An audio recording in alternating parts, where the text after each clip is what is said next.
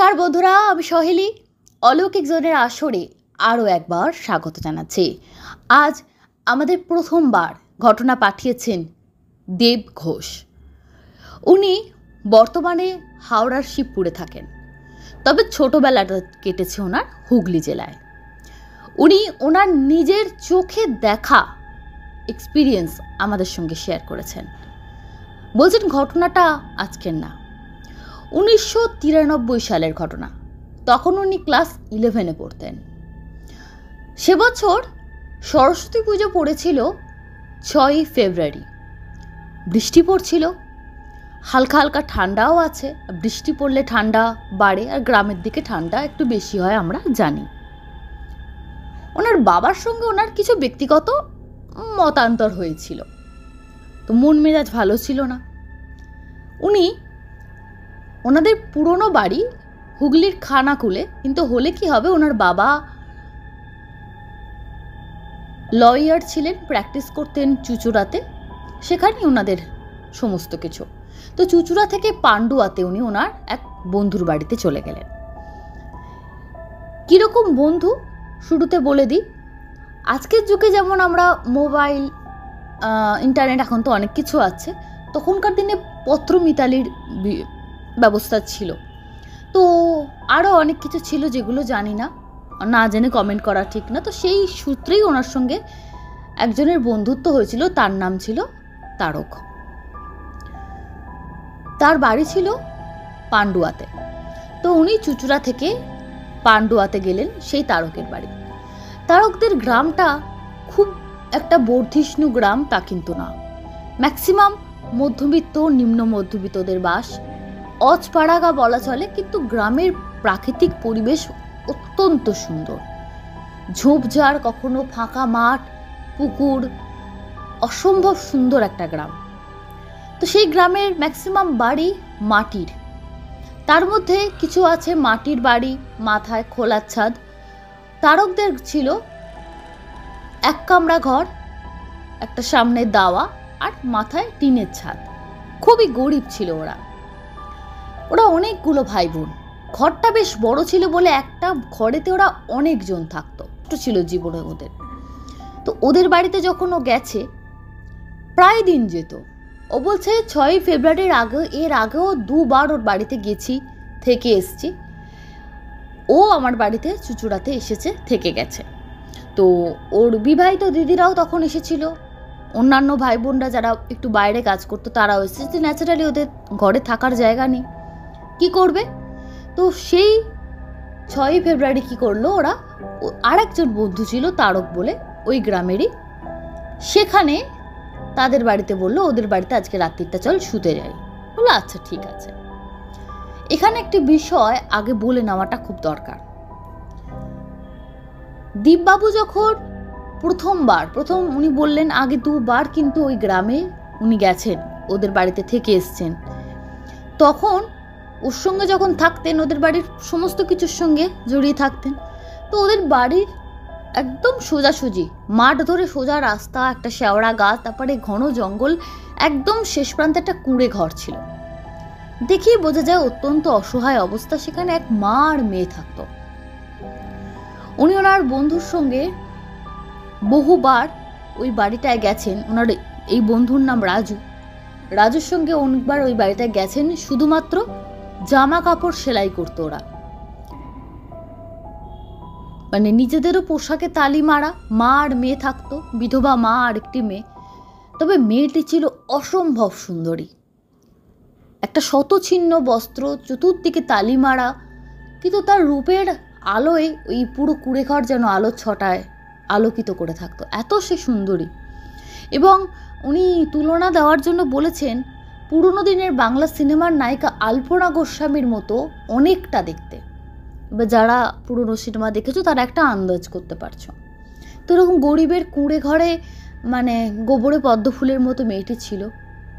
তবে গরিব হওয়াতে ওদের এই অভাবের আর ওর ওই সুন্দর যে সুযোগ, ওই পাড়ায়, ওই গ্রাম্য পাড়াতেই কিছু ছেলে ছিল। বলছে ওই গ্রামের পার্টিকুলারলি পরিবেশটা কীরকম ছিল, লেখাপড়া নিয়ে কারোর অত বেশি মাথা ব্যথা না, অল্প বিস্তর লেখাপড়া করতো, কিন্তু বকাটে এক ধরনের ছেলে থাকে।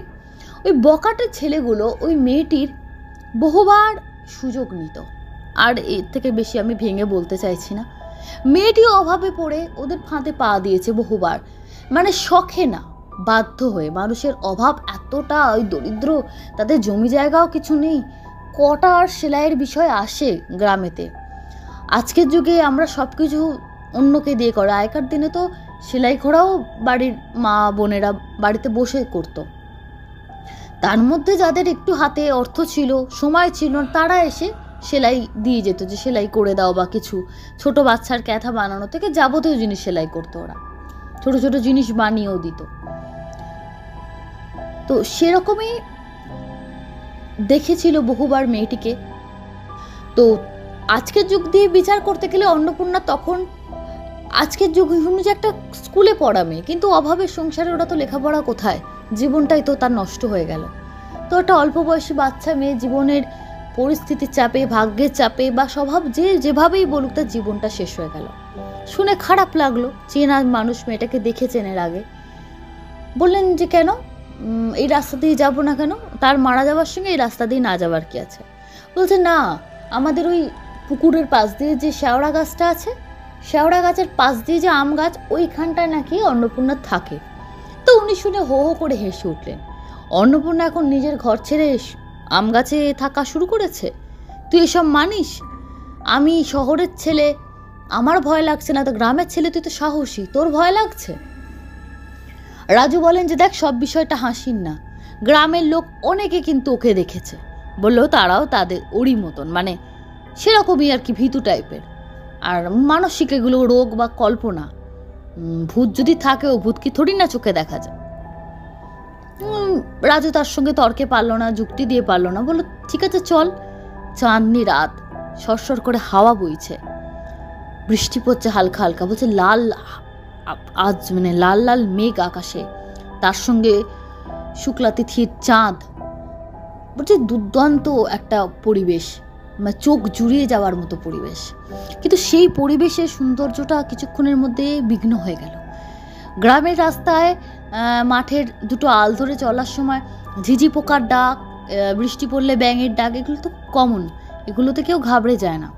কিন্তু এছাড়াও যেন একটা সরসর করে একটা নুপুরে ছুন ছুন একটা আওয়াজ হচ্ছে। তো উনি ভাবার চেষ্টা করছিলেন যে গ্রামের কোনো পোকা বা ওই জাতীয় কিছু হবে কেন। জঙ্গল বা যেখানে থাকে সেখানে বিভিন্ন রকমের পোকা মাকড় প্রাণী থাকতে পারে, সেখান থেকে হয়তো ছুন ছুন আওয়াজ আসছে। তো উনি দুজনে, ওরা গল্প করতে করতে হাঁটতে হাঁটতে যাচ্ছে, শেওড়া গাছটা প্রায় ক্রস করে গেছে। তখন উনি দুজনে প্রায় গা ঘেঁষেই চলছেন, উনি আর রাজু। এরকম সময় রাজুর কাঁধে একটা শিভারিং হলো, ওনারও গাটা কেঁপে উঠল। উনি তখন রাজুর মুখ থেকে চেয়ে অবাক হয়ে গেলেন। ওই চাঁদের আলোয় রাজুর মুখটা দেখা যাচ্ছে লাল হয়ে গেছে। কীরকম, যেমন রৌদ্রে কোনো মানুষ দৌড়ে এলে যার মুখ যেমন লাল হয়ে থাকবে, বা রৌদ্র থেকে কোথাও ঘুরে এলে কড়া রোদে, ঠিক সেরকম লাল হয়ে গেছে তার মুখটা। ওই চাঁদের আলোতেও বোঝা যাচ্ছে, মানে কতটা তার স্পষ্ট। উনি বললেন কি রে, তোর কিছু কোনো শরীর খারাপ করছে?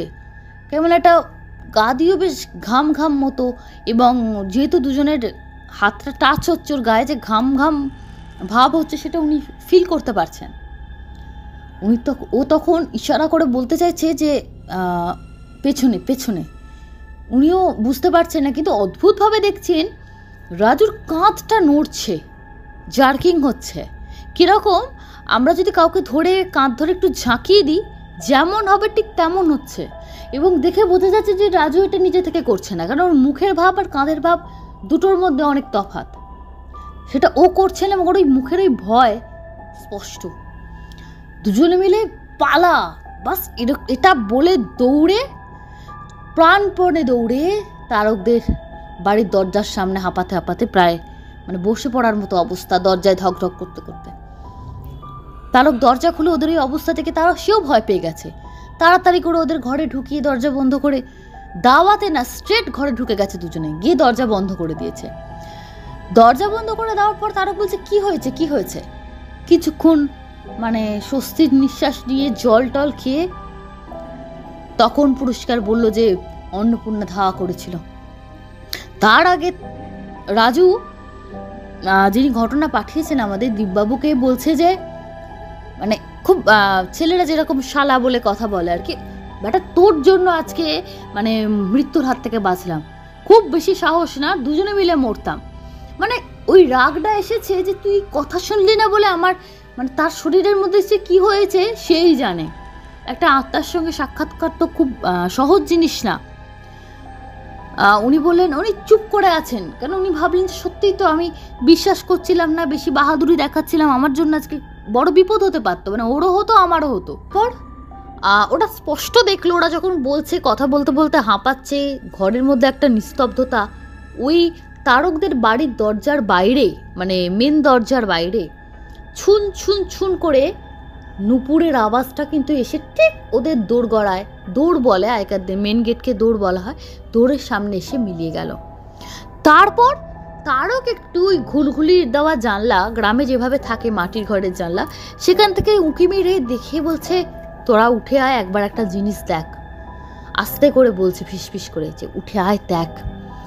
ওরা তিনজনে মিলে একসঙ্গে দেখলো অন্নপূর্ণাকে। আমি আগেই বলেছি উনি ওখানকার নন। অন্নপূর্ণাকে রাজুর সঙ্গে অনেকবার জামা কাপড় সেলাই করা দিতে যেত রাজু, উনি তার সঙ্গে সঙ্গে যেতেন, তো অন্নপূর্ণাকে উনি চিনতেন। সেই অন্নপূর্ণা গায়ে শত ছিদ্র বস্ত্র, মলিন বস্ত্র যেমন সে পরে থাকতো, শত ছিদ্র শাড়ি, সেটাকে আবার তালি দেওয়া, সে রিপু করা যেভাবে বলি আর কি, সেই, তবে পা দুটো দুদিকে বেঁকে আছে। আর ওর মাথার চুল ছিল একেবারে কোকড়ানো কোকড়ানো, সেই সিংহের কেশরের মতো। আর সেই সৌন্দর্য এবং চাঁদের আলোতে ওর সাদা মুখ যেন আরো ফ্যাকাশে লাগছে।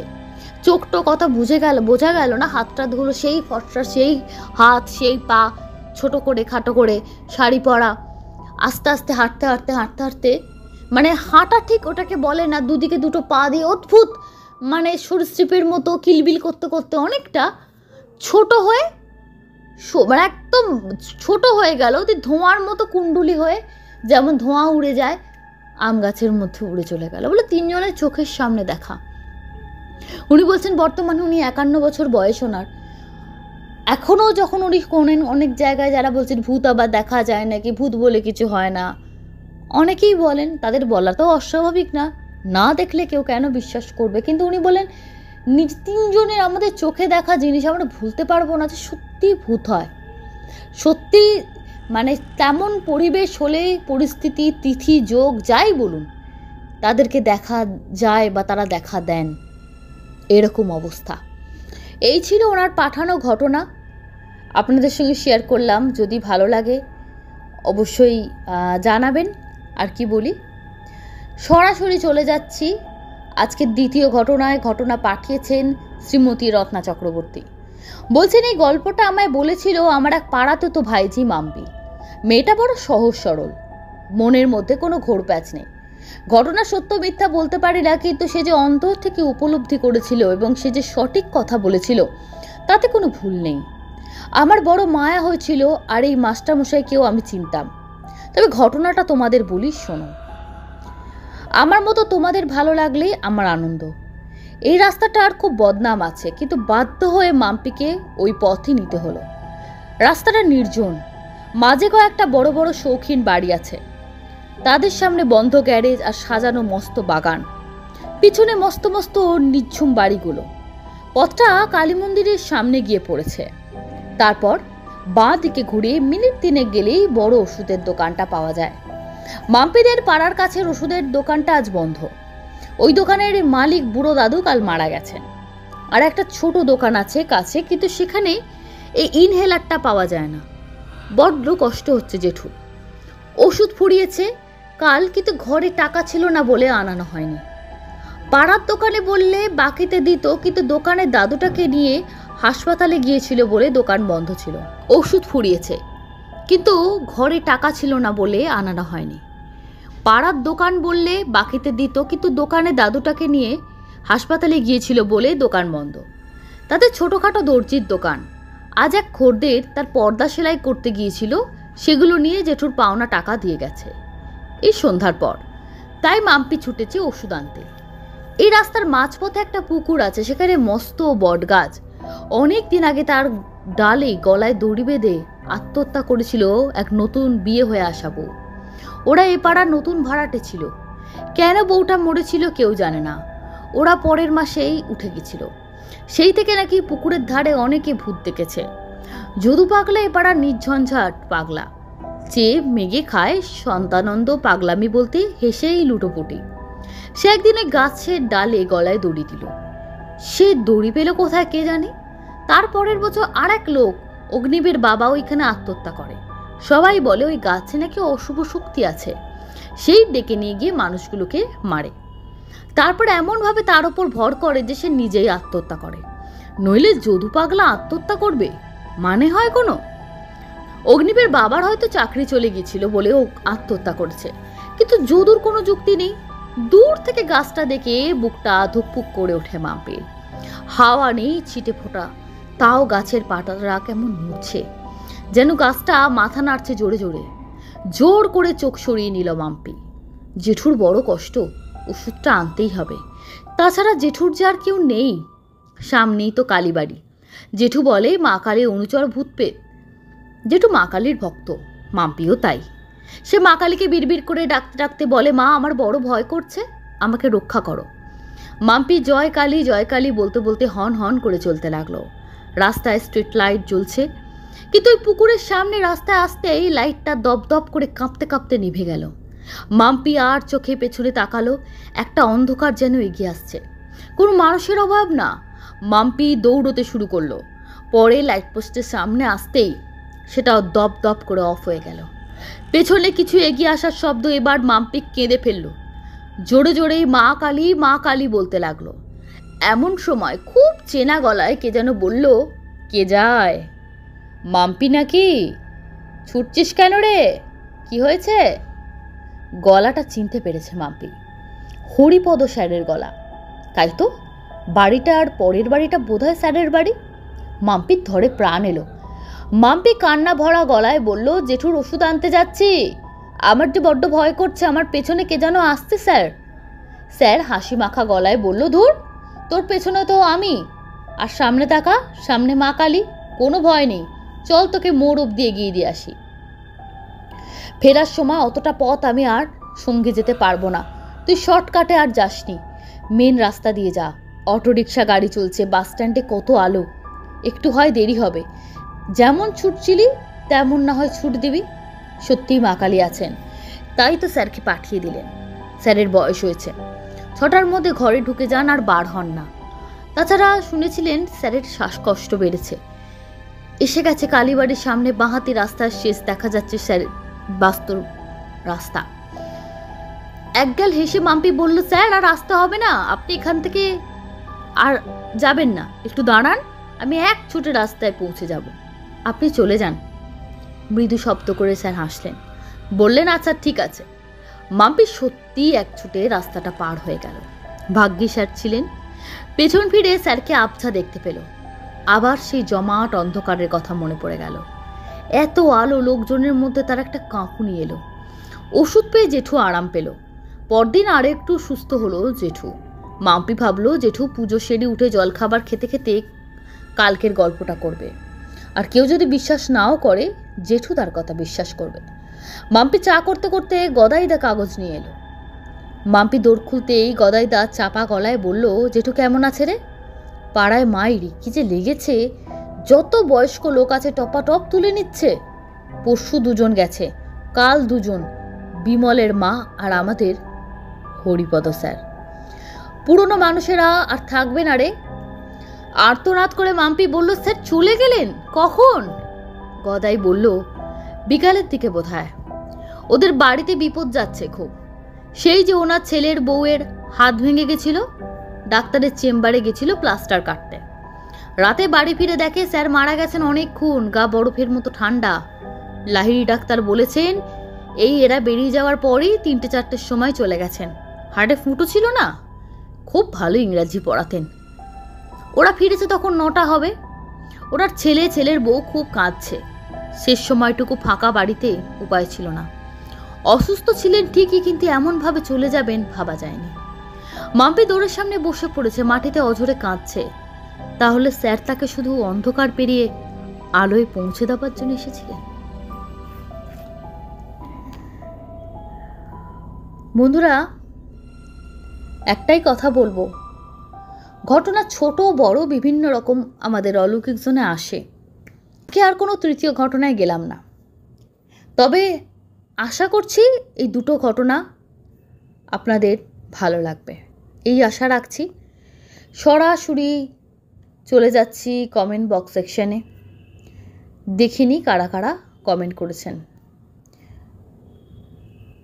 আপনারা যারা প্রতি মুহূর্তে কমেন্ট করছেন, লাইক করছেন, আপনাদেরকে ধন্যবাদ জানানোর ভাষা সত্যি আমার কাছে নেই। কমেন্ট করেছেন আবির হালদার, বলছেন দিদি আপনাকে গল্প কি করে পাঠাবো, আমার সাথে একটা ঘটনা ঘটেছে। আচ্ছা, আপনার সাথে ঘটনা ঘটেছে সেটা যদি আপনি অন্য কোথাও শেয়ার না করে থাকেন এখন অবধি, অবশ্যই আমাদেরকে পাঠান। দেখবেন আমাদের ডেসক্রিপশন বক্সে সমস্ত লিঙ্ক দেওয়া আছে। তবু বলছি, alaukiczone310@gmail.com, alaukiczone310@gmail.com, এটা আপনি ডেসক্রিপশানেও পেয়ে যাবেন লিঙ্ক। এছাড়া আমাদের অলৌকিক জোন ফেসবুক পেজেও গিয়ে সেখানে ইনবক্সে ঘটনা আপনি মুখে বলে বা লিখে পাঠাতে পারেন। সিনচান লিখেছেন পারফেক্ট এক্সাম্পল অফ কর্মা, আগের দিন বারাসাতের ঘটনাটায়। পূর্ণিমা কান্তি লিখেছেন দারুণ। কমেন্ট করেছেন অর্জুন মুখার্জি, লিখেছেন লেডিজ অল অ্যাবাউট কমপ্লেনিং, আগের দিনে ঘটনাটা লিখেছেন। অ্যাকচুয়ালি কমপ্লেনিং না, উনি যদি না বলতেন ওনার জীবনে কী কী হয়েছে। অনেকে বলেছেন যে একজন দেখেছি লিখেছেন যে এটা বানানো, এর থেকে বেশি সত্যি মনে হয় ঘটনা খুবই কম হয়। মানে একটা মহিলা এভাবে দিনের পর দিন হেনস্থা হওয়া পরিবারের কাছে, তার উপর একটা হেনস্থা, মানে তার উপর একটা সবসময় প্রেশার দিয়ে রাখা, মানে আমাদের কথা অনুযায়ী তুমি চলবে বা কিছু, এর থেকে বড় সত্যি আর কি আছে। যাই হোক, কমেন্ট করেছেন মঙ্ক জ্ঞান, আচ্ছা কমেন্ট করেছেন অঞ্জন কর, কমেন্ট করেছেন তীর্থ মৈত্র, কমেন্ট করেছেন বৃষ্টি কুকিং ব্লগ, কমেন্ট করেছেন সৌমেন্দু রায়চৌধুরী, পূর্ণিমা, কমেন্ট করেছে সোমা দাস, মৌসুমী মিডে, সুস্মিতা চক্রবর্তী, শিবাশিস সেন, সোমা দাস, মুনমুন দাস, শম্পা চ্যাটার্জি, রিকা, ঋষি দাস, সোমা সাহা, সঙ্গমিতা শর্টস, সুদীপ্তা ব্যানার্জি, পাপিয়া চ্যাটার্জি, ঋতু চৌধুরী, অ্যাঞ্জেল সোমাশ্রী, বৃন্দা বোস এবং আরও অনেকে।